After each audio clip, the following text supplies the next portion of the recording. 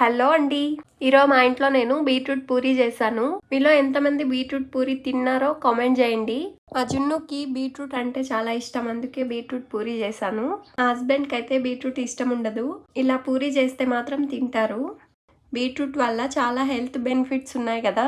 మీ వాళ్ళు కూడా ఇలాగ ఎవరైనా బీట్రూట్ తినకుండా ఉంటే ఇలా ట్రై చేసి పెట్టండి, చాలా బాగా తినేస్తారు. ఇది చూడ్డానికి కూడా చాలా కలర్ఫుల్గా ఉంటుంది, అలాగే టేస్టీగా కూడా ఉంటుంది. కిడ్స్ కూడా బాగా తినేస్తారు ఇలా చేస్తే. ఒక బీట్రూట్, మిర్చి, అల్లము మిక్సీకి వేసుకోవాలి, ఫైన్గా పేస్ట్ చేసుకోవాలి. అసలు పలుకులు ఏమి ఉండకూడదు, చాలా ఫైన్గా పేస్ట్ చేసుకోవాలి. తర్వాత గోధుమ పిండిలో సాల్ట్, బీట్రూట్ పేస్ట్ వేసుకోవాలి. వాటర్ ఏం వేయకుండా బీట్రూట్ పేస్ట్తోనే బాగా కలుపుకోవాలి. అవసరం అనుకుంటేనే కొంచెం వాటర్ వేసుకోవాలి.